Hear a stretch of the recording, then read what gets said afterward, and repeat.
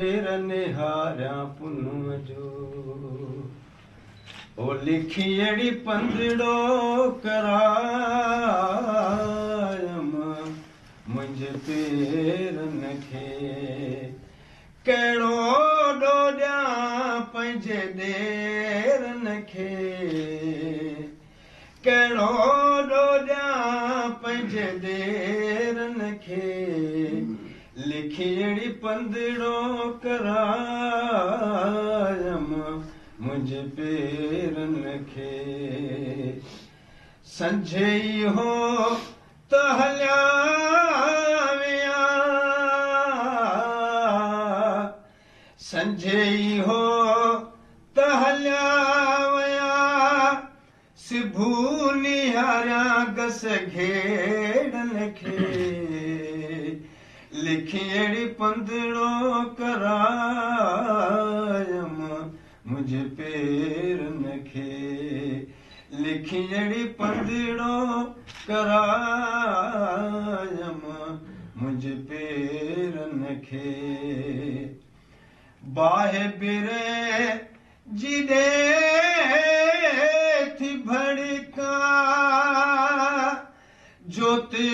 जलायम gerund खे Jyoti जलायम gerund खे लिखियड़ी पंदड़ो करायम मुंज पेरन खे लिखियड़ी पंदड़ो करायम मुंज पेरन खे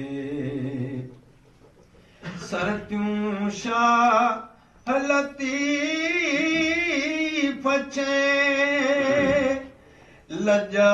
लजादार लतीफ़ चे मौला मिलाईंदो मेरन खे मौला मिलाईंदो मेरन खे लिखियड़ी पंदड़ो करायम मुंज पेरन खे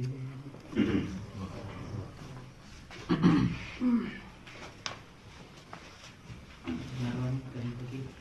कि लतीफ़ जी वाइफ पे मनाया था लेकिन एक दोस्त होता है अदीब शायर मौजवान लेकिन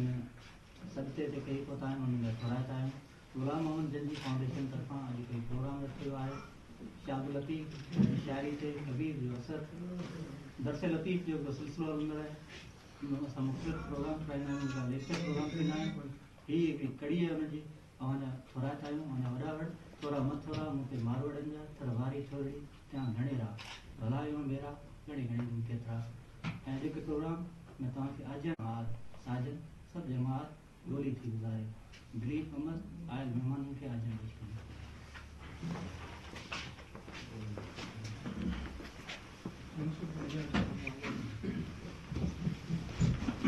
वञे सॼी वेड़ मां ॾुख डोलाओ लहे वताओ थियनि सुख साणे में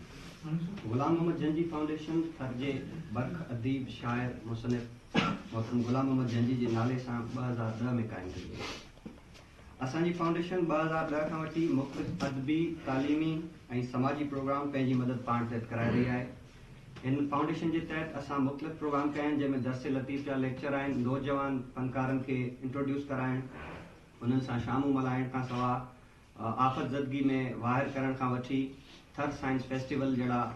आला कम बि असां हिन फाउंडेशन जे पारां कया आहिनि ऐं हिन फाउंडेशन जो जेको मक़सदु आहे उहो इहो आहे त जागरता समाजी तहरुक में सहूलियतकारी ऐं समाजी तनाज़नि खे निबेरण में ही फाउंडेशन पंहिंजो किरदारु अदा करे रही आहे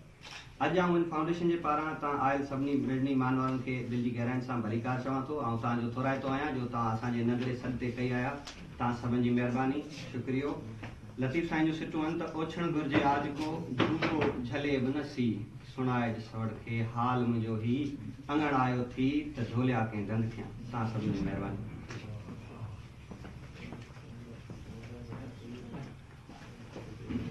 आया आसराम बारोचा बंगोर में आया आसराम बारोचा बंगोर में पसी पैर पुनवे दी में से नैन खरा विसरेराम सुखन चाकू करियो द्वीप अमर आयल समूरन साथिन जो थोड़ो मनो अजन पेश कयो अजो कोई प्रोग्राम जो के लेक्चर के मुख्य मलाए साईं प्रोफेसर नूरमन जंजी साहब लेक्चर देन फरमाइंदा कबीर जो शाद लतीफ पिता जी शायरी जा सर 40 मिनटन जो लेक्चर है उन खां पोइ 20 मिनट हूंदा सवालनि जवाबनि जा उन खां पोइ असां मौसीक़ी तरफ़ हलंदासीं जितना पखी पेर चमके बाहिड़ी ॿियो ॿारींदो केरु कावड़ चुकी रहे मलीर जी मिट्टी जे महान सर्जनहार खे सिंध प्रोफेसर नूरमन जंजी जे नाम सां सुञाणे थी साईं नूरमन जंजी इल्म जी अज़ीम यूनिवर्सिटी आहे जंहिंजूं मुख़्तलिफ़ फैकल्टीज़ ॼाण जी खाण नए नस्ल में मुंतक़िल कंदियूं रहनि थियूं साईं नूरमन जंजी जे कलम जी नोक मां कॾहिं लजादार लतीफ़ जा असना या अल्फाज़ निकिरनि था त कॾहिं कबीर उल्टी देखी रीत जी सूरत में पाण फसाए थो साईं तिन ॿिन्ही मौज़ूअनि ते भरपूर नमूने निभायो आहे जिन मौज़ूअनि ते घणा दाना दनशल लिखण खां लवाईंदा आहिनि रूमी खां मीरा ताईं ऐं लतीफ़ खां याज़ ताईं उन्हनि मायानाज़ तख़लीकारनि जी उमीद में वरितल इज़हार खे सलूनी सिंधीअ में आम पढ़ंदड़नि ताईं पहुचाइण सिंध ते बि वॾो अहसान आहे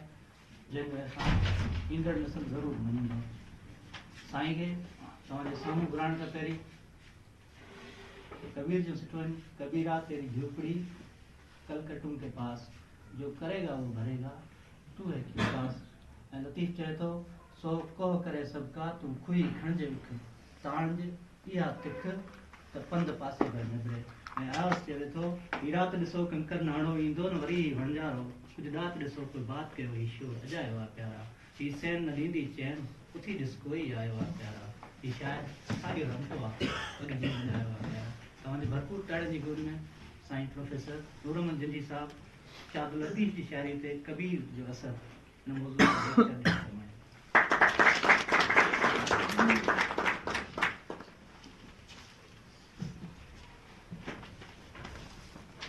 मेहरबानी मैं कहता हूँ आँखन देखी तू कहता है कागज लेखी मैं कहता हूँ आँखन देखी तू कहता है कागज लेखी आत्म ज्ञान बिना जग झूठा क्या मथुरा क्या काशी इन हाल में सभी दोस्त मेहरबान जे मोहब्बत सां तव्हां आया आहियो तव्हां सभिनी जी महिरबानी हीअ जेको बि कमु आहे दस्त लतीफ़ जे नाले सां हले थो उहो हिकिड़ो प्यार जो पोरियो आहे कोई वॾो कमु न आहे मामूली ख़िदमत चाकरी आहे जेका पहुचे थी ओतिरी करियूं था असांजो ख़्यालु हो त हीउ बेड़ो मौज़ू आहे जंहिं मौज़ू खे हिते जे माण्हुनि सां मुतारिफ़ कराइजे ऐं माण्हू सम्झनि छाकाणि त असां वटि जीअं माण्हुनि जे रग रग में लतीफ़ आहे तीअं माण्हुनि खे कबीर भॻत वेझो आहे कबीर खां बि माण्हू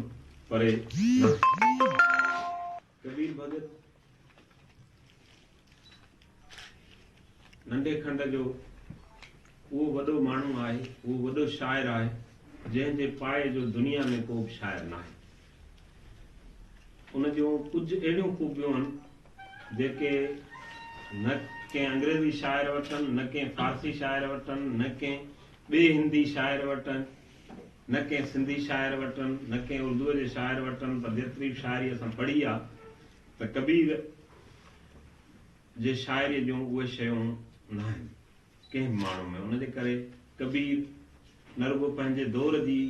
वरितो आहे हिकिड़ी वॾी ज़माने लाइ पर कबीर मुख़्तलिफ़ ज़माननि लाइ तमामु वॾी वथ आहे मुख़्तलिफ़ ज़माननि में उनजो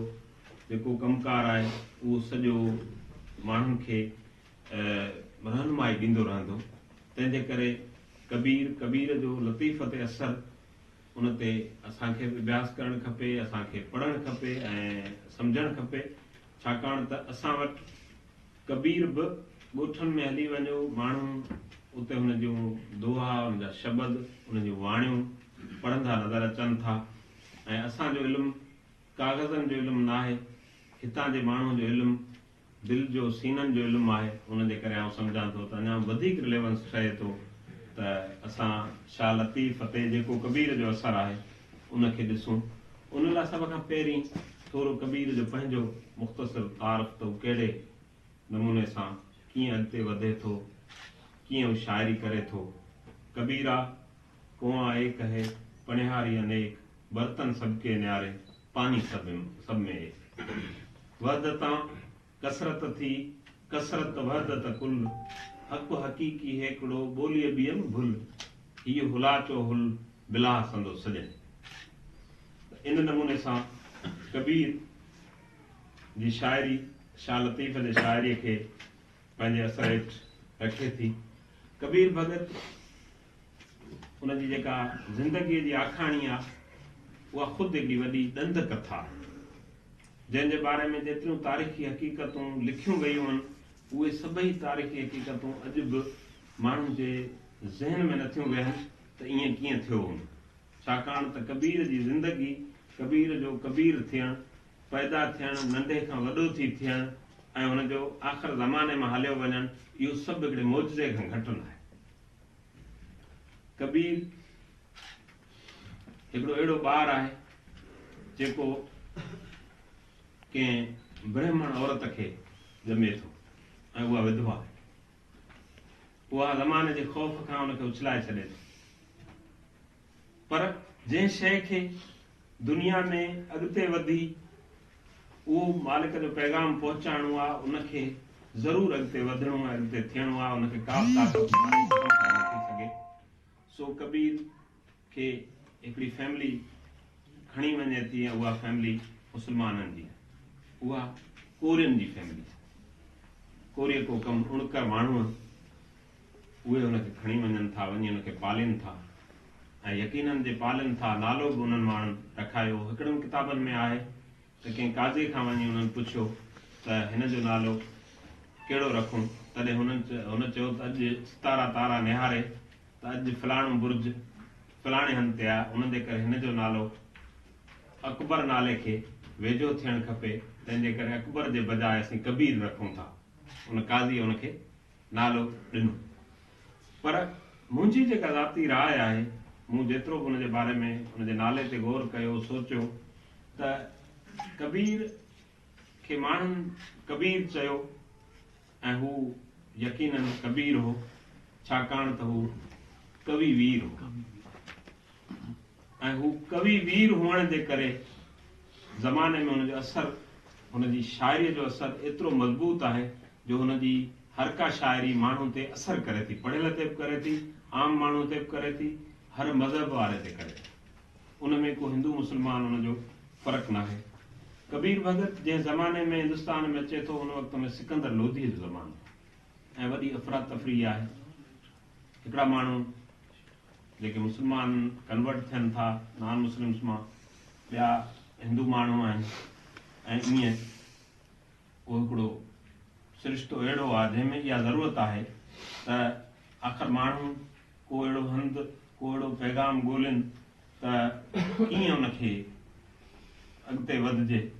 सो कबीर जो बचपन ऐं जवानीअ जो अरसो आहे, उन में कबीर जी फैमिली रहे थी, हुनजे आस पास हिकिड़ा नाथ पंथनि जी जो वासो आहे, उहे माण्हू हुते रहनि था, हुनजे घर में आबादी हुननि जी आहे ऐं नाथ पंथी नास्तिक माण्हू आहिनि जेके न खां हा ॾे वञनि था। दुनिया में उन्हनि जो पंहिंजो पंथो, उन्हनि सां हले थो फिरे थो, पर मुकमल उन्हनि सां गॾु बि नथो थिए। अॻिते कबीर जॾहिं वॾो थिए थो त हाणे कबीर जी शाइरीअ मां नज़र इहो ई अचे थो त हुन मुस्लमाननि जी समूरी तालीम पढ़ी आहे, ॿुधी आहे या ॾिठी आहे, भले अणपढ़ियल हो पर हुन ॿुधी ज़रूरु आहे। ऐं हुन उते साॻी जेका हिंदू मत जी आहे, वेद जी तालीम आहे, ॿी आहे, उहा सॼी उहा बि हुन ॿुधी पढ़ी आहे या पढ़ियल ॿुधी आहे। सो उन्हनि ॿिन्ही खां बि पूरी रीति वाक़ुफ़ हो ऐं उन वाक़फ़ियत खां पोइ जेके उन वक़्त जा भक्ति तहरीक जा वॾा माण्हू आहिनि, रामानंद जा जंहिं भक्ति तहरीक शुरू कई, उन्हनि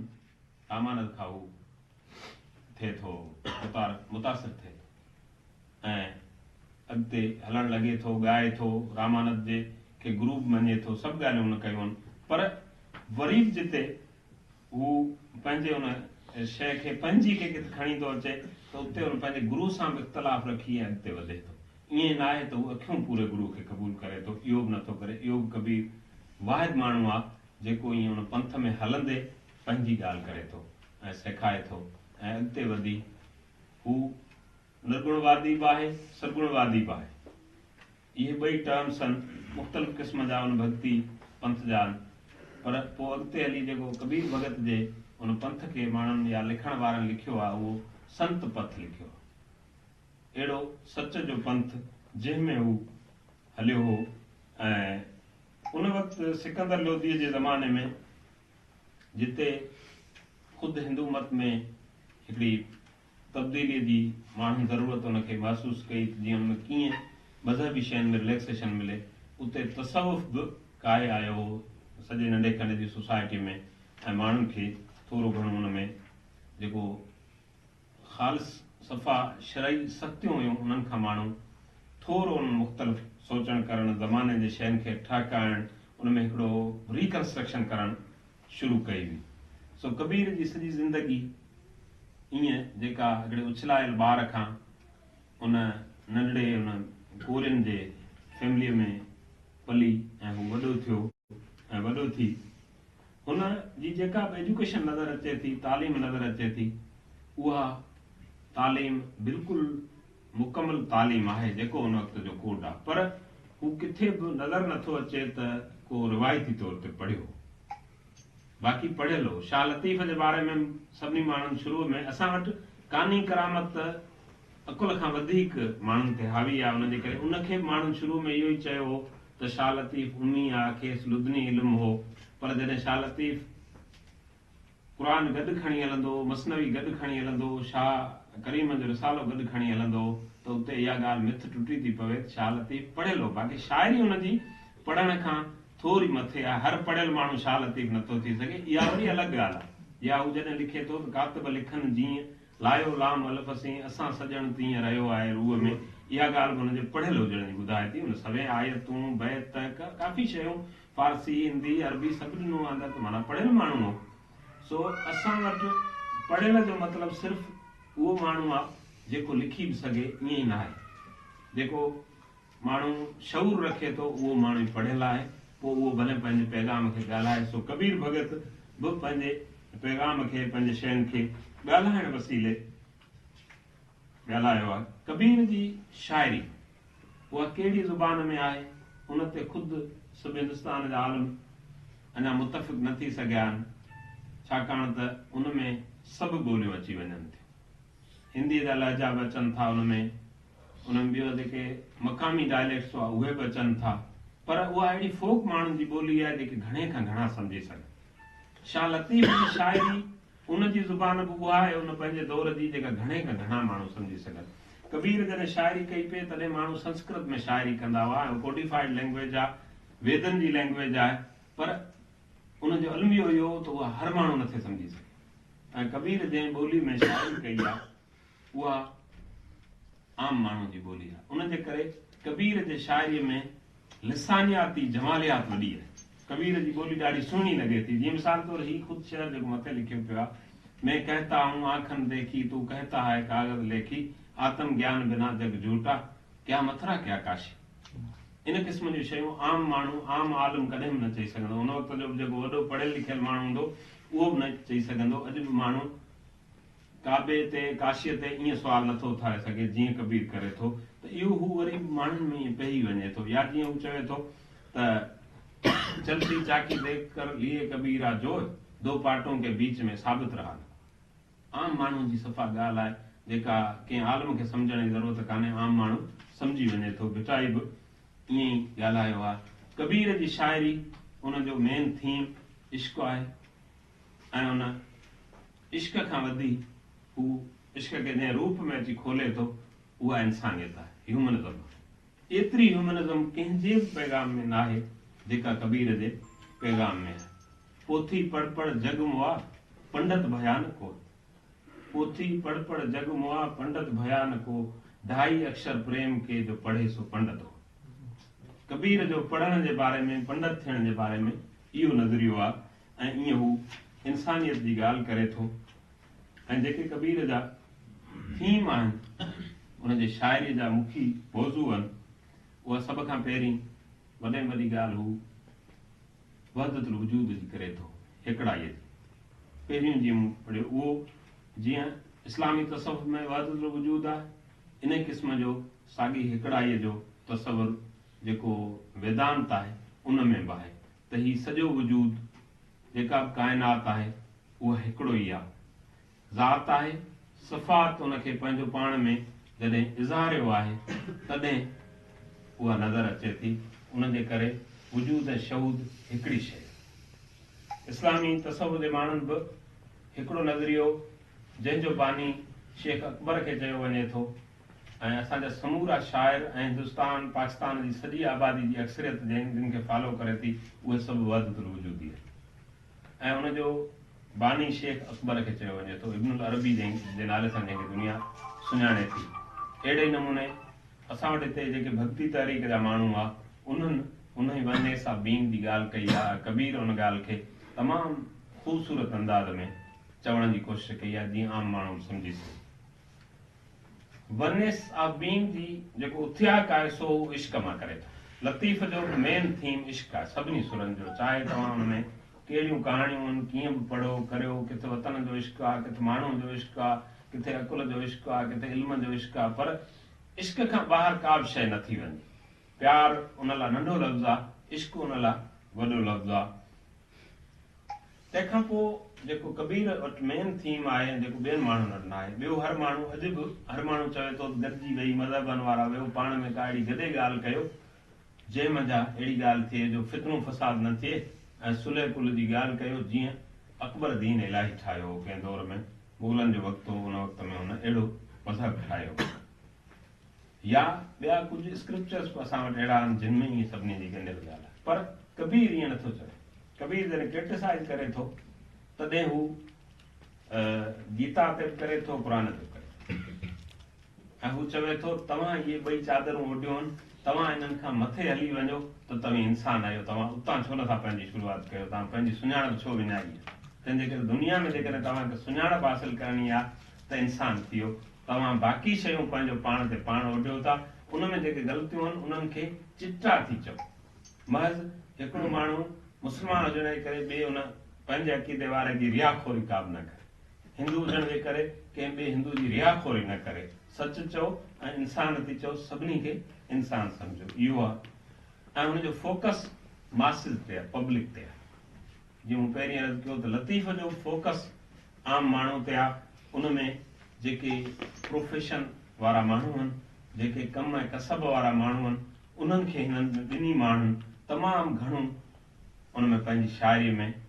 ॻाल्हियो ॻाल्हायो आहे। पोइ सोनार हुजे, उहो लोहार हुजे, उहो मोची हुजे, उहो कोरी हुजे, या उहो ॿिए कंहिं कसब वारो माण्हू हुजे, मच्छी झलण वारो माण्हू हुजे, हिननि सभिनी खे हिननि ॿिन्ही शाइरनि तमामु घणे नमूने सां हुनजो फोकस रहियो आहे। ऐं कबीर जो ॿियो जेको वॾो थीम आहे उहो अपराइटनेस ऑफ करेक्टर। दुनिया में ताक़त जो जेको तस्वुरु आहे उनजा ॿ रूप आहिनि। जेतिरा असां मग़रब जा फ़लसफ़ी पढ़ूं था, जर्मनीअ जा फ़लसफ़ी पढ़ूं था, उन्हनि सभिनी माण्हुनि जेको इंसान खे ताक़त जो या सुपरमैन जो तस्वुरु ॾिनो आहे उहो माण्हू जे मसल वसीले आहे, जेका हू मटीरियल ताक़त हासिलु करे थो उन जे वसीले। पर असांजो मॉडल माण्हू जे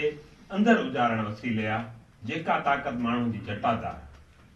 हू जेका सुपरमैन जो तस्वुरु आहे उहा सुपरमैनी हलंदी वञे थी हिकिड़नि खां ॿियनि वटि, ॿियनि खां टियनि वटि, टियनि खां चौथनि वटि। जॾहिं माण्हू हीणो थिए थो तॾहिं कमज़ोर थी सफ़ा हलियो वञे थो। अॼु हुनजो नालो निशानी कोन्हे। अलाए केॾा केॾा वॾा बादशाह हुआ, जी मिसाल सिकंदर जो असां मिसाल वठूं था, हुन दुनिया जा जो मुनी दुनिया मतिलबु 3/4 खे फ़तेह कयो, पर हींअर उनजे न घर जी एड्रेस आहे, न उनजे पोएं कंहिं माण्हू जी एड्रेस आहे, केर बि उनखे नथो सुञाणे। पर कबीर भगत पंहिंजे वाणियुनि जे करे अॼु बि ज़िंदा आहे, जेका हुन अंदरि उजारण वारी अपराइटनेस हुई, जेका सुपरमैनशिप जो असांजो तस्वुरु आहे, उहो पंहिंजे रूह खे या जेका माण्हू जे अंदरि जी कुवत ऐं ताक़त आहे, जेका रहणी आहे, जटादार आहे, उन वसीले उन में किरदार साज़ी अचे थी ऐं किरदार वसीले माण्हू खे अॻिते वधाइण जी ॻाल्हि कई आहे। ऐं सभ खां वधीक ऐं आख़िरी जेको हुनजो थीम या वॾे में वॾी शइ आहे उहा इहा आहे त ही लव्ड नेचर मोस्टली हुन फितरत सां एॾो वॾो प्यार कयो आहे जो हू चवे थो त हिकिड़े हंधि ते थोरो घणो तव्हां फितरत खे हेठि मथे कंदव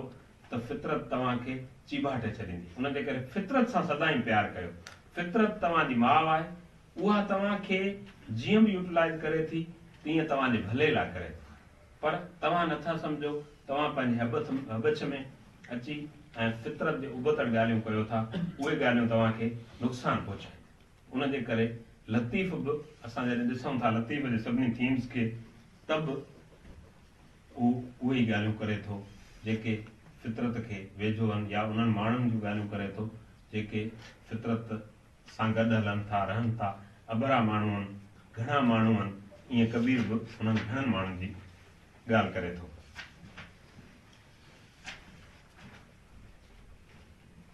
हाणे शाह लतीफ़ ऐं उन्हनि जे पोइट्री जा थीम्स असां थोरो डिस्कस कंदासीं, पोइ उन्हनि जे कंपेरेटिव पोइट्री खे असां ॾिसंदासीं।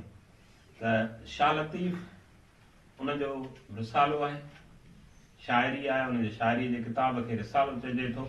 ऐं ॿियो हुन सां गॾोगॾु जेको लफ़्ज़ हले थो उहो गंज आहे। गंज शाह लतीफ़ जी डायरी आहे, जंहिंमें शाह लतीफ़ जी शाइरी ऐं वाधू उन्हनि सभिनी शाइरनि जी शाइरी आहे जिन जी शाह लतीफ़ जा फ़क़ीर ॻाईंदा हुआ। रिसाले में सिर्फ़ु शाह लतीफ़ जी शाइरी। शाह लतीफ़ जी शाइरी एतिरी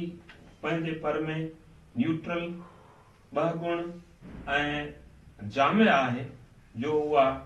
उन ज़माने में, उन ज़माने खां पोयनि ज़माननि में ऐं अञा ईंदड़ ज़माननि ताईं उहा उन ई वर्थ सां हलंदी। छाकाणि त उन में किथे तवाज़ुन नथो ख़राब थिए। जॾहिं अक़ीदे जी ॻाल्हि कजे, जॾहिं माण्हू जी ॻाल्हि कजे, ग़रीबी अमीरी जी ॻाल्हि कजे, सच जी कूड़ जी ॻाल्हि कजे थी, त उन एॾी वॾी करे ॻाल्हि कई आहे जा उहा ॻाल्हि ज़माननि खां मथे वधे थी। ऐं अॼु जेको इंसान जो इल्मु आहे या इंसान जी हेसि ताईं जेतिरी डोड़ आहे, साइंस में बि जेके ॻाल्हियूं सिखे करे थो, उन्हनि सभिनी जो मक़सदु टाइम ऐं स्पेस ते को कंट्रोल करणु आहे, ॿियो कुझु बि न आहे। ऐं असांजे सूफ़ी शाइरनि, क्लासिकी शाइरनि बि जेकी कुझु ॻाल्हायो आहे, उन में बि हुननि टाइम ऐं स्पेस खे पार करण जी कोशिशि कई आहे, जीअं माना घटि में घटि टाइम ऐं स्पेस जी मथनि पाबंदी थिए ऐं उन्हनि जूं ॻाल्हियूं न रुगो उन्हनि जे ज़माने में हुजनि, पर उन्हनि जूं ॻाल्हियूं खाइनि पोइ 200 वरह, 300 वरह, 500 वरह पोइ अचनि। सो लतीफ़ जो पहिरियों थीम वन्ने सां हेकड़ाई, हेकड़ाई खे हक़ हू चवे थो। ऐं जिते किथे वहदहू ला शरीक लहू जी ॻाल्हि करे थो, अवल अलाह जी ॻाल्हि करे थो, त इहे सभु ॻाल्हियूं हू अहिड़ियूं करे थो जंहिंमां हिन सॼी काइनात खे हू हिकु सम्झे थो। वहदतां कसरत थी, कसरत वहदत कुल, अहिड़े नमूने हू सम्झे थो त जेका सिफ़ात आहे, सूफ़ियनि वटि 2 टर्म्स यूज़ थींदा आहिनि, हिकिड़ो ज़ात आहे, ॿियो सिफ़ात आहे। ज़ात अलाह जी ज़ात आहे ऐं सिफ़ात हो उनजे इज़हार खे सम्झनि था। बाक़ी जेका बि तख़लीक़ आहे, ख़लक़त आहे, उहा सॼी सिफ़ात आहे। ऐं हू चवनि था त ज़ात ऐं सिफ़ात गॾु आहिनि, हिकिड़ी शइ आहिनि, 2 न आहिनि। उनजे करे उन्हनि कॾहिं 2 न सम्झणु खपनि। उनजे करे सूफ़ियनि वटि हिकिड़ो स्लोगन आहे, हमा ऊस्त, सभु कुझु हू आहे। एक कसर दर लख, कोड़े कणस गिड़खियो, जेॾां कर परख तेॾां साहिब साम्हूं। या ईअं सवे ॿियनि दरवेशनि जा बैत आहिनि जेके इहा ॻाल्हि ॾियनि था। सो उहा ई वहदतुल वजूद जी ॻाल्हि भिटाई करे थो। ऐं भिटाई जो मुखी थीम इश्क आहे। ऐं इश्क खे हू एतिरो मथे वठी वञे थो जो आउं सम्झां थो जेके दुनिया में इश्क जा समूरा तसवर आहिनि, लतीफ़ जो इश्क जो तसवर अञा उन खां मथे वञे थो। इश्क नाहे रांदि जो खेॾनिसि था गबरू, जीअ जुसे ऐं जान जी हेकर भञे हे कान, सिसी नेज़े पांद उछल बद थे। पंहिंजो पाण खे ईअं सबमिट करणु, सरेंडर करणु, सो उन में शयूं आहिनि लतीफ़ जेके इश्क जे पंहिंजे तसवर में ॾिनियूं आहिनि। केतिरियूं ॻणाए जन असां हुन ते मुख़्तसर हलूं था। इंसानियत लतीफ़ जो तमामु घणो मुखी थीम रहियो आहे। ऐं हुन हीणनि तबक़नि जी ॻाल्हि कई आहे। हुन पंहिंजे दास्ताननि में हुन सिंध धरतीअ जे उन्हनि सभिनी दास्ताननि जी ॻाल्हि कई आहे जेके हुन इलाइक़े जा आहिनि। ऐं हुन अभरनि माण्हुनि जी ॻाल्हि कई आहे। ऐं हुन हरूभरू कंहिं बि अहिड़े जाबिर ज़ालिम अहिड़े माण्हू जी ॻाल्हि न ॻाई आहे। हुन सखीअ जी ॻाल्हि ॻाई आहे, क़ुर्बानी ॾींदड़ जी ॻाल्हि ॻाई आहे, बहादुर जी ॻाल्हि ॻाई आहे। ऐं उन वक़्त में एॾा बादशाह ॿिया जबरा माण्हू हुआ, पर हुन कंहिंजी बि ॻाल्हि न ॻाई आहे। जेको फ़न दरबारनि में हो, भिटाई उन फ़न खे उन दौर में बि आम माण्हू ताईं न रुॻो पहुचायो, पर हुन आम माण्हू जी ज़ुबान उन फ़न वसीले ॾिनी। हू भिट खां निकिरंदो हो त वेड़ी जप खां हितां अॻिते अची थींदो हो। इहा उहा मोहबत हुई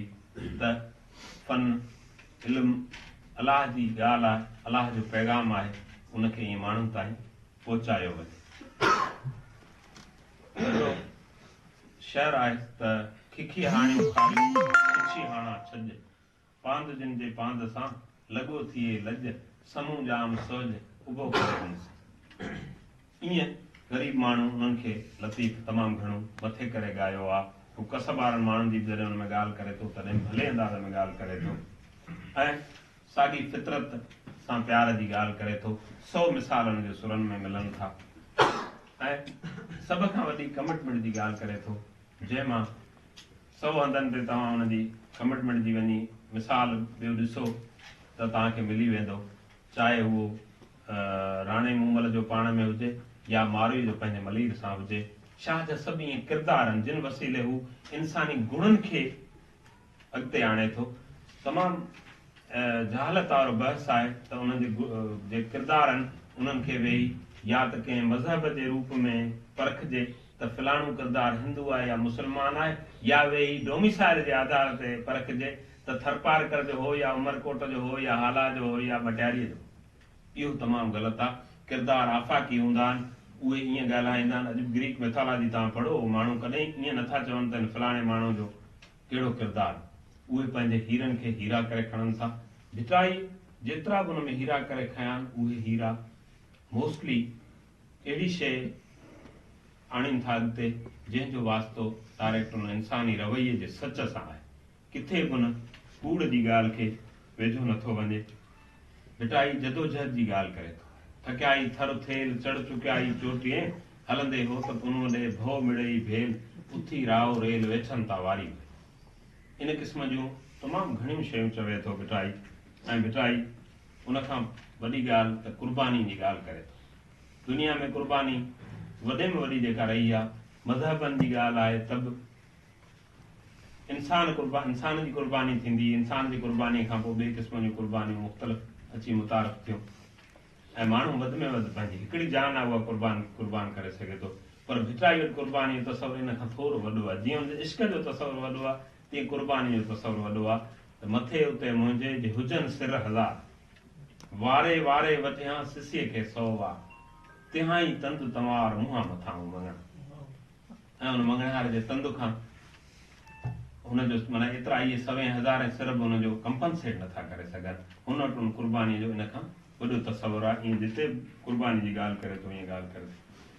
पंहिंजे शाइरीअ में हू प्योरिटी ऐं चॉइस जी ॻाल्हि करे थो। जिते बि तव्हां लतीफ़ खे ॾिसंदव त तव्हांखे ईअं ॿुधाईंदो त लह वारो लोक वहे ऊचो वो भार। ॾाढो ॾुखियो आहे ईअं करणु, आम खां मुख़्तलिफ़ नमूने हलनि, पर हू उन वक़्त में तव्हांखे सेखारे थो, ॾिए थो। रिस्क टेकिंग आहे। दुनिया में हिन वक़्तु मैनेजमेंट पढ़ाइनि था त हुनजो वॾे में वॾो थीम रिस्क टेकिंग आहे। दुनिया जा सभु वॾा एंटरप्रेन्योर वॾा रिस्क टेकर। पर भिटाई जॾहिं चवे थो न त मए मते महिराण में पो टिपो ॾेई त मेहार मिले ई संभूड़ो सीणार सां, इहो रिस्क टेकिंग न आहे त ॿियो छा। सुहिणी जहिड़ी ॿी अबरी माई कचे दिले जे आधार ते हेॾे वॾे दरिया में पंहिंजो पाण हवाले करे थी महज़ मेहार सां मिलण लाइ, इन खां वॾो ॿियो रिस्क टेकिंग जो को मिसाल न आहे। सो भिटाई मुख़्तलिफ़ हंधनि ते इहे ॻाल्हियूं कयूं आहिनि। भिटाई रुॻो इंसान खे अंदरि उजारण ईअं ख़ाली नमूने सां नथो सेखारे, पर अंदरि उजारण सां गॾोगॾु हुनखे पंहिंजो जेको अकुल आहे, रीज़न आहे, फ़हम आहे, शऊर आहे, जेको बि तव्हां हुनखे नालो ॾियो, हू उनखे शार्पन करणु, उनखे तिखो करण जी बि ॻाल्हि करे थो। ऐं हू पंहिंजे किन किरदारनि वसीले उनखे उभारे थो त माण्हू ॾिसो तव्हां तॾहिं वञी जीतींदो, तव्हां तॾहिं सोभारा थींदो जॾहिं तव्हां अकुल जी ॻाल्हि ते हलंदो। मिसाल तौरु सुराणू मूमल, हुनजा सभु किरदार ॾिसजनि, हिकिड़ियूं ख़ूबसूरत मायूं आहिनि, ॿिया बादशाह आहिनि, पर मूमल राणू माणे थो ऐं राणे जे किरदार खे लतीफ़ डिपिक्ट कयो आहे। राणू न सुहिणो हो, हिकिड़ी अक्सां काणो, न बादशाह हो ॿिए बादशाह जो मुलाज़िम, पर मूमल महज़ इन करे माणे थो जो थोरो घणो उन पंहिंजे दिमाग़ खां कमु वरितो, जीअं ॿियनि न वरितो। उन काक महल जा समूरा टिकसाट पार करे उहो वञी उते पहुचे थो। उनजे करे भिटाई उनजे किरदार खे ईअं खणी अचे थो, महज़ उनजे कंहिं नस्ली कंसिडरेशन या ॿी ॻाल्हि जे करे नथो करे, न त कंहिं ॿिए बादशाह जी बि उते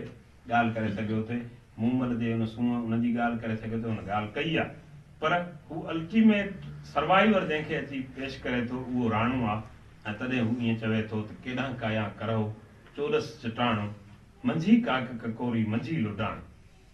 राणू ऐं राणो रीअ राणे न आहे। इहो अकुल आहे, इहो फहम आहे, इहो रीज़न आहे। जिते बि तव्हां दिमाग़ खे हलाईंदो पिया उस ताईं तव्हां वेंदो पिया। इंसानु हेसि ताईं पंहिंजो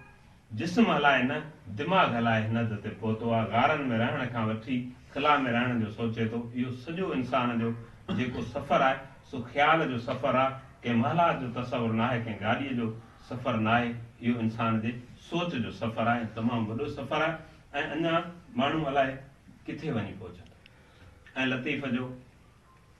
सभ खां वॾो थीम उहो ग्लोबल पीस जो, आलमी अमन।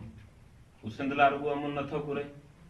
हू सॼी काइनात लाइ, सॼी दुनिया लाइ अमन घुरे थो। साईं सदाई करी मथे सिंध सुका, दोस्त मिठा दिलदार आलम सभु आबाद करे। हिन वक़्तु सॼी दुनिया सरगर्दान आहे रुॻो इन ॻाल्हि लाइ त अमन कीअं थिए। अक़वाम मुतहदा जेका अॼु खां काफ़ी ॾहाका 7-8 ॾहाका अॻु ठही हुई, रुॻो इन ॻाल्हि ते त इंसान में पंहिंजो पाण खे, इंसानियत खे ज़ख़्म ॾिना हुआ, उहे नासूर थिया आहिनि। उन्हनि खे कीअं चटिजे, उन्हनि खे कीअं चिकाइजे, उन्हें कीअं बंदि कजे, पर अॼु ताईं इंसान साॻिया नासूर चिकाए रहियो। जंग अॼु बि ख़तमु न थी आहे। अक़वाम मुतहदा ख़ुदि जो रोल सफ़ा जेको थी, ऐं अॼु बि सॼी दुनिया अमन लाइ सरगर्दान आहे। जिन सां जंग कई वञे थी, वरी फिरी 20 साल गुज़री उन्हनि सां ई ॻाल्हियूं करे मुआहिदो कंक्लूड कयो वञे थो। छा जंग हलवी या ॻाल्हियूं हलनि, अॼु बि माण्हू अमन लाइ वाधाए। अॼु बि 100 लखें माण्हू, हज़ारे माण्हू इन जे करे बुखिया आहिनि जो दुनिया जा वधि में वधि वसीला दिफ़ाई शयुनि ते वञनि था, गोलियुनि ख़रीद करण ते वञनि था, बारूद ठाहिण ते वञनि था। वॾियूं वॾियूं फैक्ट्रियूं थी वियूं आहिनि। बारूद आऊं ठाहियां, तव्हां ठाहियो, केरु बि ठाहे, उहो इंसान खे मारींदो, दुनिया में तबाही कंदो। उहो कॾहिं बि इंसान खे गुल न ॾींदो। गोलीअ मां गुल जी तवको न रखो, चाहे मुंहिंजी हुजे, ॿिए कंहिंजी हुजे, टे जी हुजे, उनजो कार्ज इहो आहे। तंहिंजे करे भिटाई जो थीम जेको अमन ते आहे उहो इन क़िस्म जो थीम आहे। ऐं जंहिं थीम वसीले हुन सॼी दुनिया खे पंहिंजो पैगाम ॾिनो आहे। ऐं इन्हनि पैगामनि वसीले इहे ॿई माण्हू अॼु बि हिन दौर में कीअं अहम आहिनि, असां भिटाई ऐं कबीर जे शाइरीअ खे थोरो ॾिसी ऐं उनखे कंक्लूड कंदासीं त हिन वक़्त में उन्हनि जी कहिड़ी अहमियत आहे। मिसाल तौर ते असीं कबीर जी शाइरी में जॾहिं हुन वननेस जी ॻाल्हि कयूं था, न्यूट्रलिटी जी, त हू जीअं चवे थो त हमरे राम रहीमा केस वास राम सोई, बिस्मिल मैण बस्मरा यके और न दूजा कोई। त ईअं हिकिड़ियूं अहिड़ियूं शयूं आहिनि, नवां तसवुरनि जेके हू ॾिए थो। या जब मैं था तब गुरु नहीं, अब गुरु हैं हम ना, प्रेम गली अंत साकरी तामे दो नहीं समा। प्रेम जी गली एतिरी नरम नाज़ुक आहे जंहिंमां ॿ नथा वञी सघनि, हिकिड़ो ई वञे थो। ऐं या हमन है इश्क मस्ताना, हमन को होशियारी क्या, रहे आज़ाद या जग से, हमन दुनिया से यारी क्या। त इन नमूने हू पंहिंजूं ॻाल्हियूं ॻाईंदो। उन त जेको वहदत जो तसवुरु आहे, या साहिब मेरा एक है दूजा कहा न जाए, दूजा साहिब जो कहूं साहिब खरा रसा। जाके वरी जॾहिं उनजी तारीफ़ करे थो या डिफाइन करण जी कोशिशि करे थो, त उहा ई साॻी ॻाल्हि करे थो जंहिं ते सभु मुतफ़िक़ आहिनि त God can not be defined. हू चवे थो त जाके मोह माथा नहीं, माही रूप कुरूप, पब वास्ते पात्रा ऐसा तत्व वनो एड़ी शय आहे जंहिंखे इन्हनि सभिनी शयुनि में करे नथो ॻाल्हाए नथो सघिजे। एक कहूं तो है नहीं, तो कहूं तो गार है, जैसा तैसा रहे कहे कबीर वीर विचार।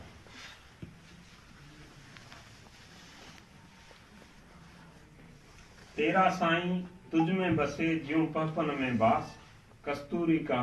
मिर्ग ज्यूं फिर ढूंढे घास। अल्लाह साईं में उही अल्लाह साईं जो इंसान में उही तस्वुर ईअं आहे जीअं खथूरीअ वारो हरण जेको आहे उन जे दुन में खथूरी पई हूंदी आहे, पर हू हरन ते ॻोल्हींदो वतंदो आहे किथे खथूरी, उनखे पंहिंजी खथूरी नज़र न ईंदी आहे। पिटाई चवे थो वञे छो बणकार हित न ॻोल्ही होत खे,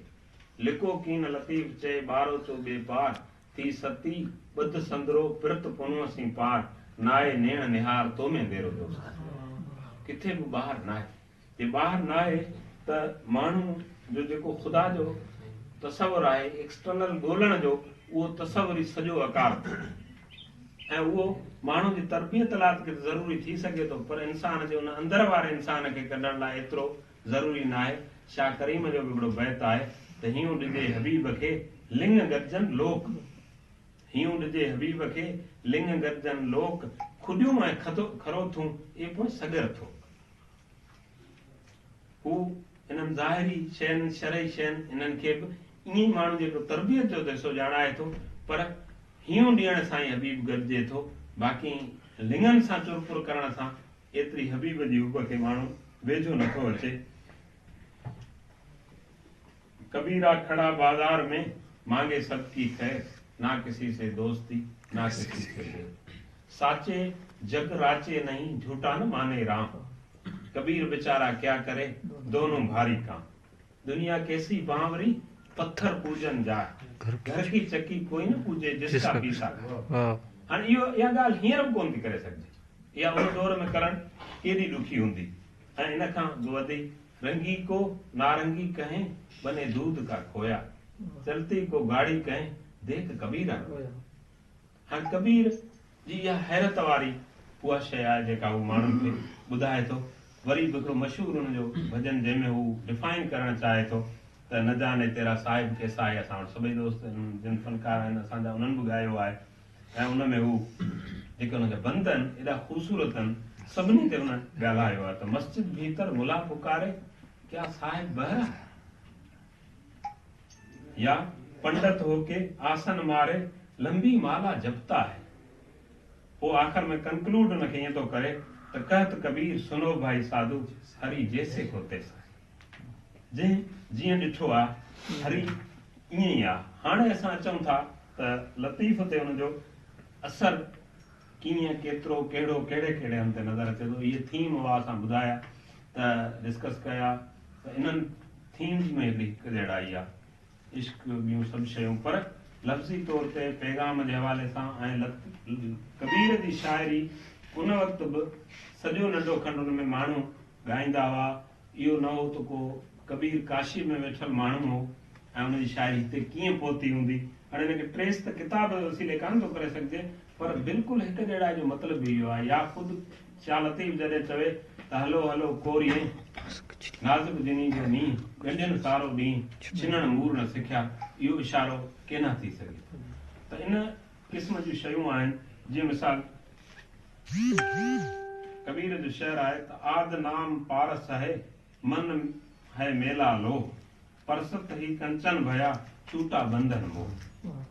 मिठाई जो शेर आहे त तूं सपड़ आऊं सेकड़ू, तूं दातार आऊं डो, तूं पारस आऊं लो सनी सोन। कबीर चवे थो त हद चलिया हर कोई, बेहद चलिया न कोई, बेहद के मैदान में खड़ा कबीर आरो। पर लतीफ़ हिकिड़ो क़दम अॻिते थो वञे त लोचां थी लाहत में हादी लहान हद, सुपेरियां जे सूंहं जो कद न की मद, हिते सिकण बेअदद उत प्रेम परवाह नाहे। या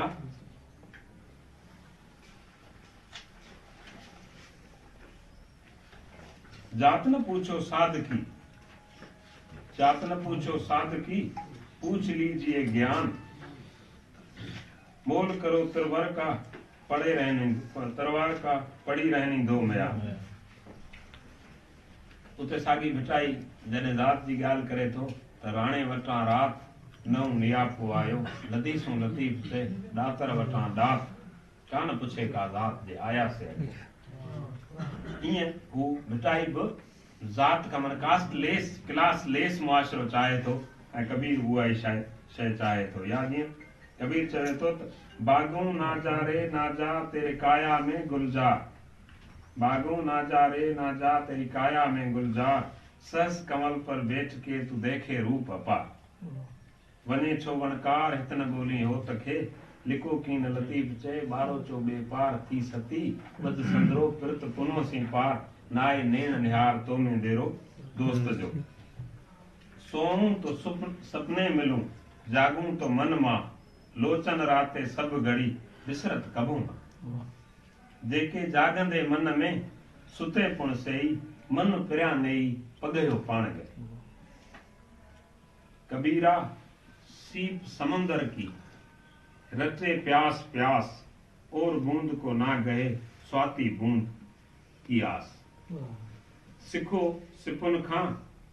सरतियूं रीत सिकण दी, मंगन जर मथा ओरे कन आसरो। सिप सां हिकिड़ी शइ आहे रिलेट त उन में सावण जी उहा अलाए कहिड़ी बूंद आहे एसि ताईं उहा खुली पवंदी आहे, जॾहिं उहा बूंद ईंदी आहे तॾहिं उहा बंदि थींदी आहे। सॼे हेॾे भरियल समुंड ते उहा सदाईं उञारी रहंदी आहे उन हिकिड़ी बूंद जे आसिरे में, ऐं जॾहिं उहा बूंद ईंदी आहे तॾहिं उहा हीअं बंदि थींदी आहे, बंदि थियण सां हेठि हली वेंदी आहे, वापसि ईंदी आहे त हुन में मोती हूंदो आहे। इहो सील ऐं सत आहे। इन जो ज़िक्र भिटाई वटि मिले थो त कबीर वटि मिले थो। जीअं मिसाल कबीर चवे थो त धीरे धीरे रे मनवा धीरे सभु कुझु हो, माली सींचे 100 घड़ा रुत आवे फुल,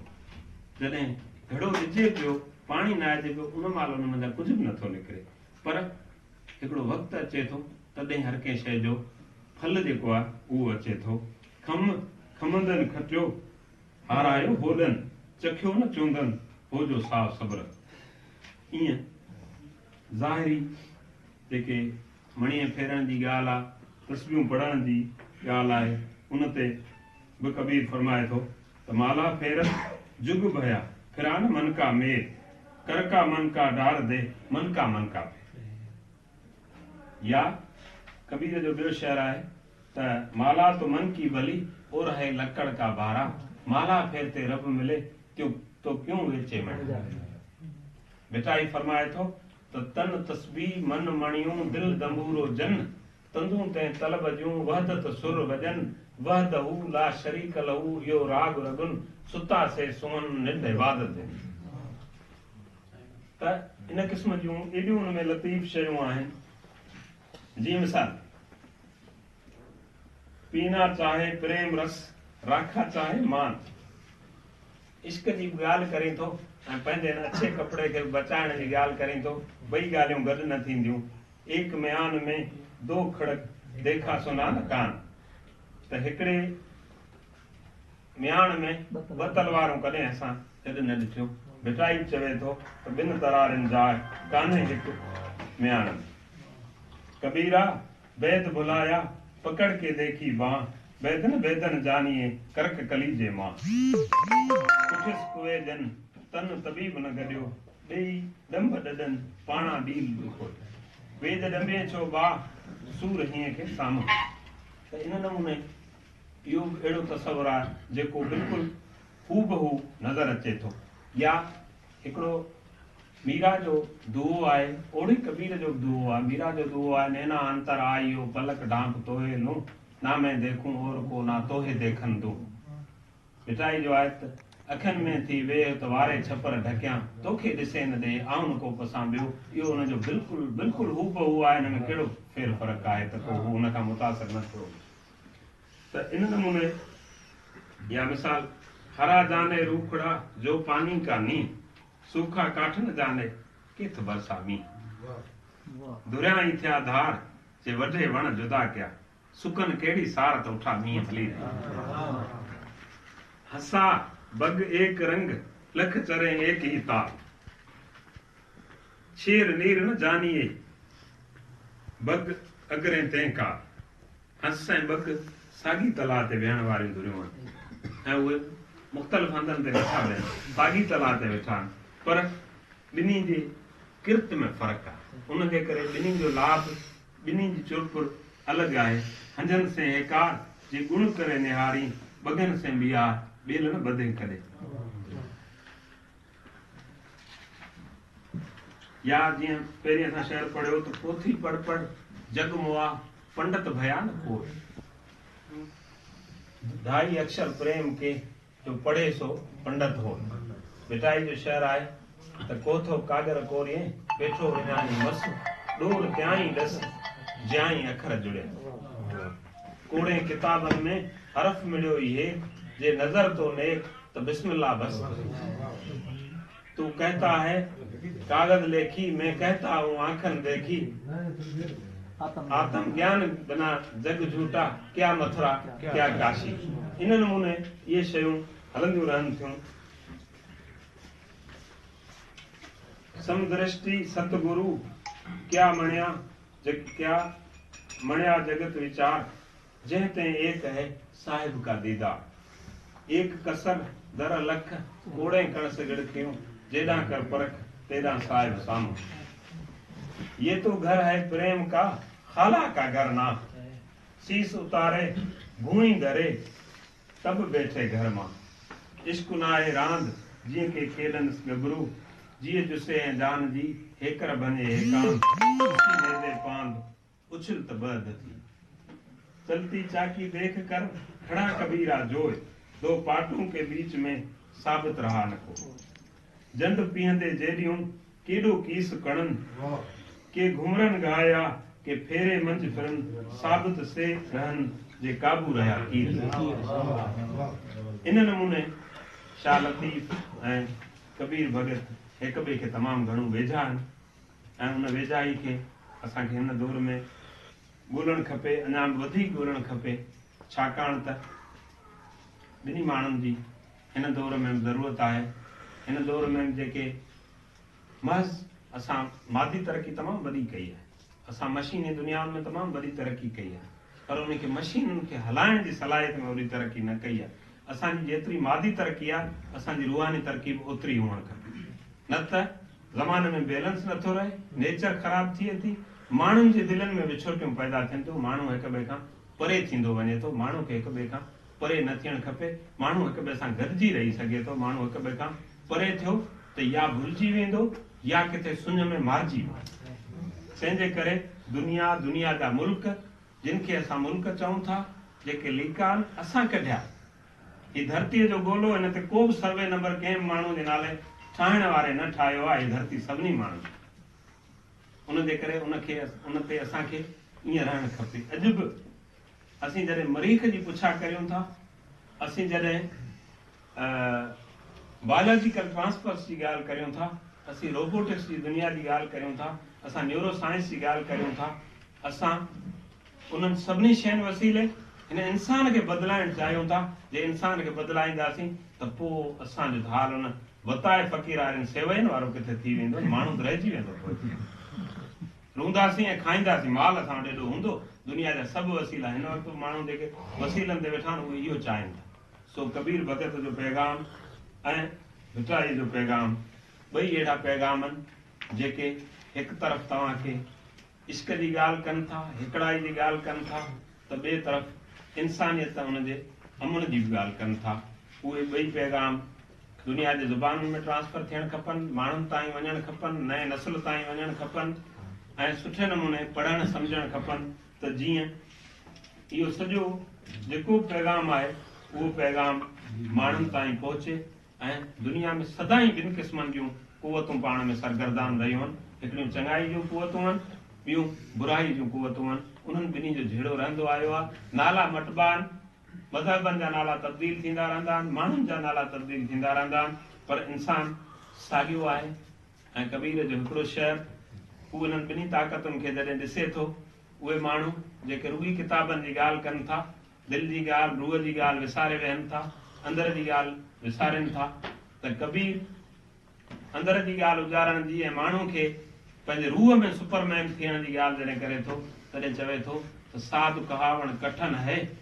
लंबा पेड़ खजूर चढ़े तो चाखे प्रेम रस गिरे तो चिकना या उहे ताक़तूं जेके महज़ पंहिंजे चालाकी वसीले लखें साधन माण्हुनि खे फुरण जो बंदोबस्तु दुनिया में करे रहियूं आहिनि जेके महज़ जंगियूं इन जे करे लॻाइनि थियूं त उन्हनि जा हथियार विकजनि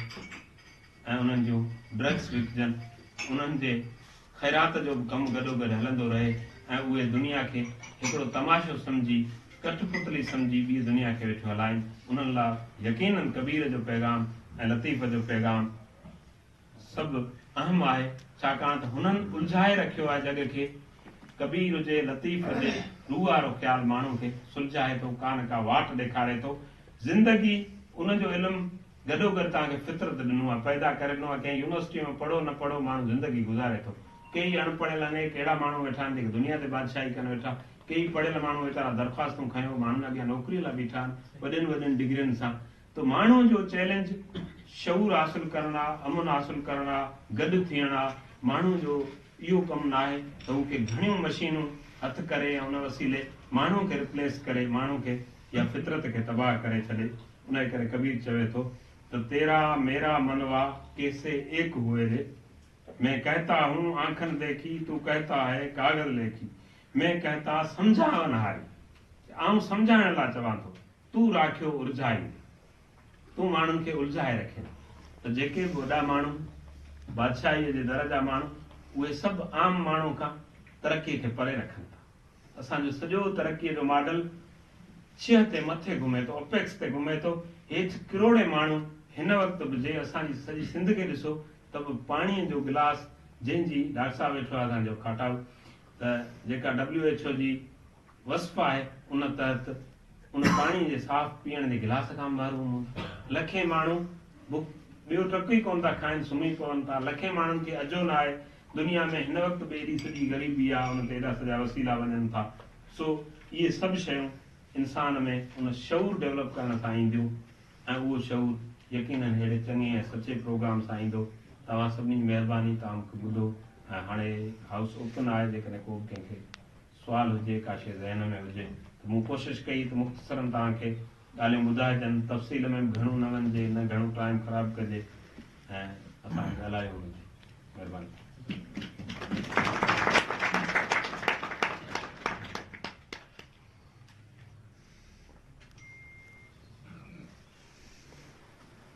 कोई ना है हमरा आहे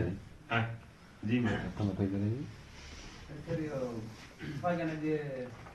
साईं दिलीप दोषी असांखे थोरो ॿुधायो कि प्रोग्राम असां पुछो कि इंटरव्यू जो को प्रोग्राम थींदा आहिनि त असांखे इनवाइट कंदा आहिनि त साईं अॼु ई प्रोग्राम आहे त असांखे ख़बर कोन्हे पर इत्फाक़न त साईं सां मुलाक़ात थी त हीउ संत कबीर जो असांजी ज़िंदगी ते बि मतिलबु मुंहिंजी ज़िंदगी ते थोरो असरु रहियो काफ़ी त इत्फाक़न इहो मिली वियो त थोरो शेयरिंग करण जो त पंहिंजो एक्सपीरियंस ज़रूरु शेयर कंदसि त संत कबीर जेको मतिलबु काफ़ी हिकिड़ो वक़्तु आयो जिन में स्ट्रेस मज़हब जेको आहे थोरो स्ट्रेस में वठी वियो पंहिंजो मज़हब थोरो स्ट्रेस में वठी वियो त उते संत कबीर जा अहिड़ा कुझु श्लोक हुआ जिन असांखे उन स्ट्रेस मां थोरो ॿाहिरि कढण ते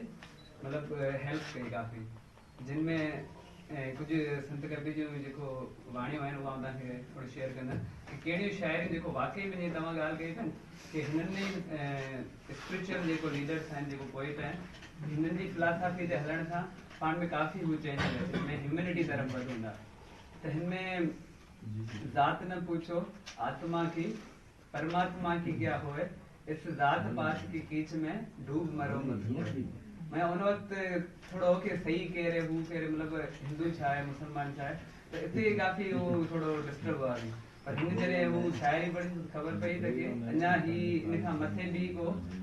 अक़ल आहे या समझ आहे जिन ते हली करे पाण ज़िंदगी आसानी सां गुज़ारे सघूं था त अहिड़ी इन टाइप जूं काफ़ी ॿियूं बि शाइरियूं हुयूं जेको बुरा जो देखन में चला बुरा न मिलिया कोई बुरा जो देखन में चला बुरा न मिलिया कोई जो दिल खोजा आपना मुझसे बुरा न कोई मतलब पाण हमेशा वो ॿियनि जी लॻा पिया हूंदा आहियूं क्रिटिसाइज़ करण में जॾहिं त पाण ख़ुदि कहीं भरिया पिया आहियूं पंहिंजे इन त इन टाइप जूं काफ़ी सर इहो पोएट्री लाइन पर टाइम घटे है टाइम नथा वठूं पर इहो जाम हिकिड़ो सवाल हिते आउं करे वठूं कि हिन पोएट्रीज़ के या स्पिरिचुअल फिलॉसफी के प्रैक्टिकल इम्प्लीमेंटेशन जे लाइ छा कजे मतलब जेके तव्हां डिक्टेशन रखियो आहे त इन सेशन खे असां चवंदा अञा बि तव्हां अहिड़ो कुझु कयो जेको असांजे हुन वक़्तु आउं थोरो स्ट्रेस कयो अहिड़ा काफ़ी माण्हू रिलीजियस पॉइंट ऑफ व्यू खां स्ट्रेस में आहिनि त हुनजी अवेयरनेस जे लाइ प्रैक्टिकल इम्प्लीमेंटेशन कहिड़ी थिए हीअं त मतिलबु इहो पाण करे प्रैक्टिकल वही कई सघी ठीक थैंक यू महिपाल वेहो तव्हां हले वेहो महिपाल सुठी ॻाल्हि शेयर कई आहे हुनजी ज़िंदगीअ ते कबीर भगत जो असरु पियो ऐं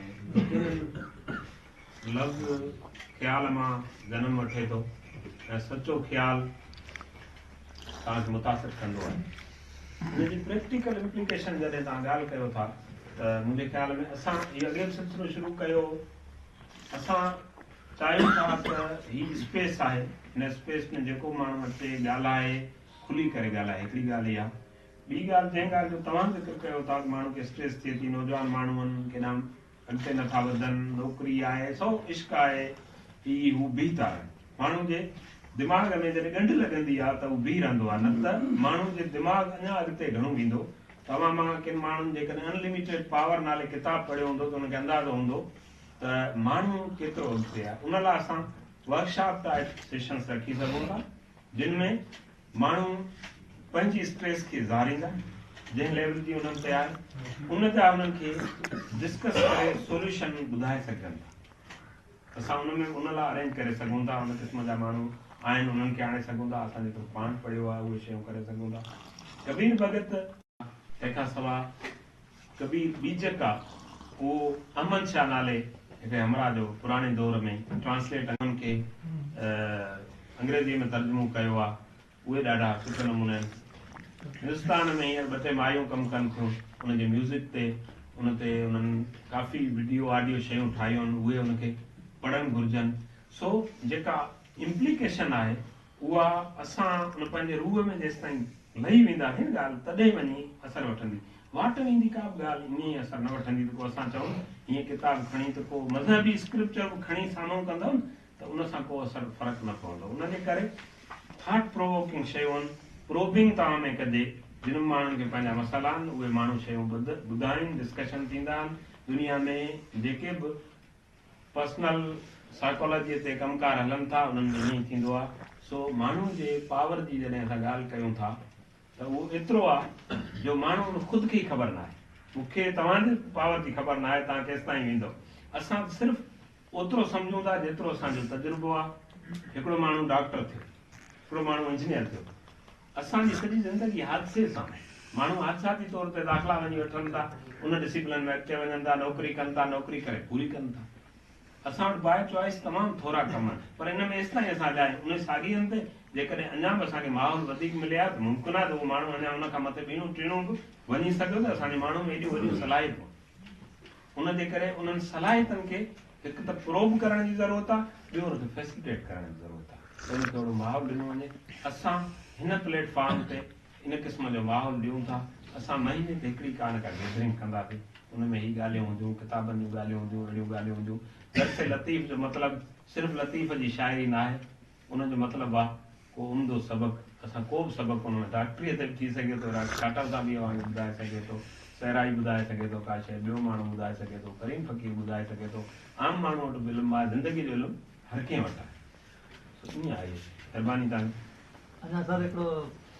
मूं पहिरियों दफ़ो तव्हांजे प्रोग्राम शिरकत कई तमामु सुठी मालूमात मिली ॾाढी ख़ुशी थी आईंदा बि जो हरकत थींदी रहंदी इंशाल्लाह हाणे ॻाल्हियूं त ॾेखूं त हुन टाइम जे हवाले सां पर हाणे दुनिया जान झंझट एतिरा जेतिरी स्पेस उहो भरिजी चुकी आहे हुनमें जेको यादि बि आहे उन टाइम ॻाल्हाइण बि ममनो हुयो पोइ वरी नेक्स्ट टाइम वरी तयारी करे असां लिखी पोइ पुछंदासीं यादि न बीठा पर न यादि न बीठा जेके सुवाल उथिया हुआ जेके दौरान गुफ़्तगू लिखिया कोन हुया जेको हाणे हिकु दफ़े पनूं खणींदासीं लिखंदासीं पोइ पुछंदासीं पर हिकिड़ो तव्हांजी शुरू में ॻाल्हि कई त भगत कबीर ब्राह्मण विधवा जे पेट खां जनमु वरितो ऐं कोरी जे हिकिड़े ख़ानदान वटि हुनजी परवरिश थी त ज़ाहिर तव्हां तमामु घणो पढ़ियो तव्हांजे इहो बि नॉलेज हूंदी त इहो कबीर जी जेको मौत थियो आहे या वफ़ात थी आहे जेको उहो कॾहिं थी आहे कहिड़े हवाले सां कीअं हुनजी हा हा ॿुधाए हा हिन में थोरो तज़ाद असां ॿुधो आहे हिकिड़ी तज़ाद न आहे पंध कथा जे हवाले न सां असल में आऊं कबीर जे उन जेको पैदाइश जे बारे में कहाणी आहे उनखे बि ॾंद कथा सम्झां थो, जेका हुनजे अंत जे बारे में उनखे बि ॾंद कथा सम्झां थो, छाकाणि त माण्हुनि पंहिंजे दिमाग़ उहे शयूं ठाहियूं आहिनि। आयो आहे असां वटि अलमियो इहो असांजे आहे मुंहिंजा न असां वटि अलमियो इन करे आहे जो ॾंद कथा मज़हब तारीख़ टे गॾु सही यूरोप वारनि सियाणप इहा कई ॾंद कथा खे हुन धार कयो, बाइबल खे धार कयो, तारीख़ खे धार कयो, उन जे करे उहे टिनी ते अलॻि ॻाल्हाइनि था। असां अलॻि नथा ॻाल्हायूं, असां टिनी ते अक़ीदे मां ॻाल्हायूं था। उन जे करे किथे शयूं हीअं थींदियूं आहिनि, किथे हूअं थींदियूं आहिनि। कबीर जे अंत जे बारे में या आख़िरी हुन जे बारे में इहा ॻाल्हि आहे त कबीर साहिबु हिन वक़्तु बि सॼे नंढे खंड में ज़ात पात जी हिकिड़ी वबा आहे ऐं दुनिया उहा ई ठीकु थी आहे जंहिं इन्हनि शयुनि खां मथे वेही आहे, रंग नस्ल खां मथे वेही आहे, उन दुनिया तरक़ी कई आहे। त हिते अॼु बि असां हुन ज़ात पात में फाथल आहियूं ऐं कबीर जी इन्हनि ॾंद कथाउनि जो मतिलबु बि इहो ई आहे त ॿिन्ही शयुनि खे गॾु किजे। विधवा जी ॻाल्हि जॾहिं असां कयूं था त असां वटि अॼु बि कंहिं विधवा खे औलाद थिए इहो माना ऐब जहिड़ो अॼु बि कुंवारी छोकिरीअ खे औलाद थिए इहो बि ऐब जहिड़ो आहे, पर अलाह चाहे थो तॾहिं ईसा जहिड़े नबी खे पैदा करे छॾे थो, उहा हुनजी खुदाई आहे। उन करे असांखे ख़ुदा जी खुदाई जेको इन क़िस्म जो सुवाल न करणु खपे। विधवा बि माण्हू आहे, ॿियो माण्हू माण्हू आहे। आख़िरत हुनजी ईअं थी जॾहिं चवनि था गुज़ारे वियो त तनाज़ो थियो। मुस्लमान हुनजा थिया दावेदार त बाबा कबीर असांजो, असीं खणंदासीं, हिंदू हुनजा दावेदार थिया। नेठि जॾहिं घणो झगड़ो थियो त हुन ते हिकिड़ी चादर विधऊं, पोइ चादर जॾहिं मंझा खयूं तॾहिं हुनजा जेके गुल हुआ उहे वेठा गुल पिया हुआ, अधु हुननि विराए खया, अधु हुननि विराए खया। पर कबीर जे डिसीडेंस जी आऊं हिनखे मूंखे मिसाल यादि थो अचे त कबीर काशी में रहंदो हुओ। Kashi is the sacred place, तमामु घणो मुक़दस हंधु आहे ऐं सभिनी खे हुनजो एतिराम करणु खपे। दुनिया जा सभु मुक़दस हंध आहिनि, उन्हनि जो हर माण्हू खे एतिराम करणु खपे। त माण्हुनि चयो त हिन काशीअ में तूं रहीं थो, जेतिरा माण्हू काशी में रहंदा उहे माण्हू ई नवाज़िया वेंदा, उहे ई जन्नत में वेंदा। तॾहिं त यार जेकॾहिं रुॻो काशी में रहण जे करे जन्नत मिलणी आहे त पाण काशी अॼु छॾे पाण वञूं था मगर में। मगर लाइ तव्हांजो इहो ख़्यालु आहे त उते जेके रहंदासीं गॾु अचूं,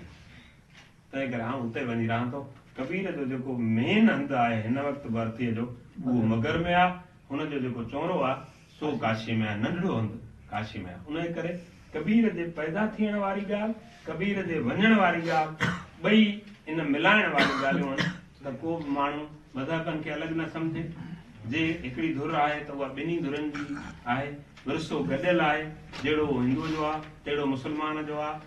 दहलीअ में ख्वाजा निज़ामुद्दीन औलिया जे दरगाह ते हींअर बि हली वञो त जुमे जी राति तव्हांखे बिना कंहिं फ़र्क़ जे एतिरा माण्हू मिलंदा जो हीअं माण्हू चुरी नथो सघे, ॼण माण्हू कैप्सूल में थो हले। हिंदू मुस्लमान सभु वेठा, ख्वाजा अजमेर दरगाह ते वञो, गुरु नानक जे दरबार ते वञो, हिंदू मुस्लमान सभु माण्हू वेठा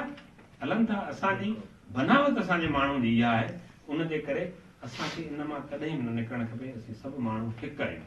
असांखे वरी बि पोइते हुन खां कबीर वांगुरु वञणु खपे, इंसानियत जी ॻाल्हि ॻाइणु खपे त पोइ छुटकारो थी। तव्हां सभिनी महिरबानी।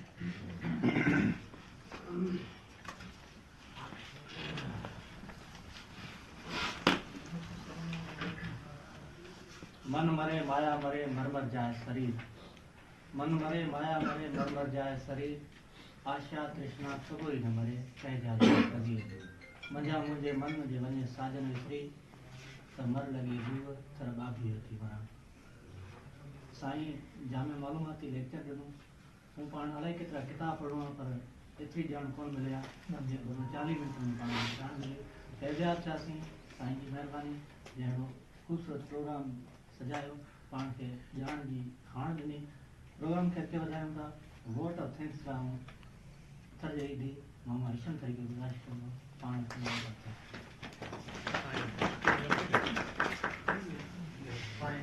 ॿिया दोस्त गुलाम फाउंडेशन तरफ़ां सभिनी खे घड़ी का महिरबानी।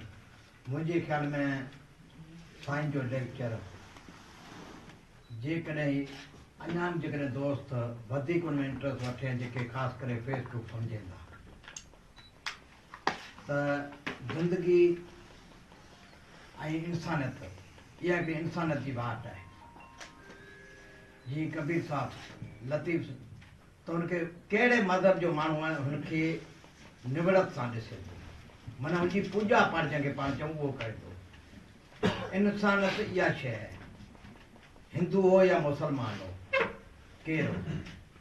रत पाण जो कढी ॾिसो त हुन में ख़बर कंहिं ॾींदो त हिंदू जो रत या मुस्लमान जो रत आहे। असां सभिनी खे हुनजी वाट ते हलणु खपे, जेतिरो थी सघे उहा वाट वरतंदासीं तकलीफ़ में पवंदासीं। सभिनी दोस्तनि जी महिरबानी। Thank U.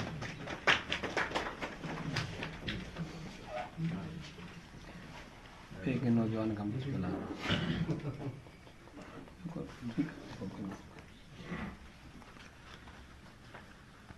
कंहिं ज़माने में एथेंस यूनान जे शहर में हिकिड़ो सुकरात हूंदो हो, जो घटनि में वञी लेक्चर ॾींदो हो ऐं माण्हू मुतासिर थींदा हुआ, उनजो इल्मु कराईंदा हुआ। असां वटि हिकिड़ो सुकरात आहे साईं घणे बाबा न वरी बि अहिड़े क़िस्म जा लेक्चर साईं अरेंज कंदो रहे, असांखे ॼाण लिखण ॾींदो रहे। तव्हां सभिनी जी वॾी महिरबानी। प्रोग्राम खे अॻिते वधायूं था, मौसीक़ी जे तरफ़ वधायूं था। मौसम हले थी सियारे जी, मौसम जे मिज़ाज मुताबिक़ बेटा ई साम्हूं ॾी मां हिकिड़ो बैत आहे, हुन सां करीम जी आज्ञा कयां थो। कांद तुंहिंजी पांधरी सी मरां सभु राति, कांद तुंहिंजी पांधरी सी मरां सभु राति, कामल कपा हुन में जप न अचे जा, अचींदे प्रभात काऊं सी न सारियां। करीम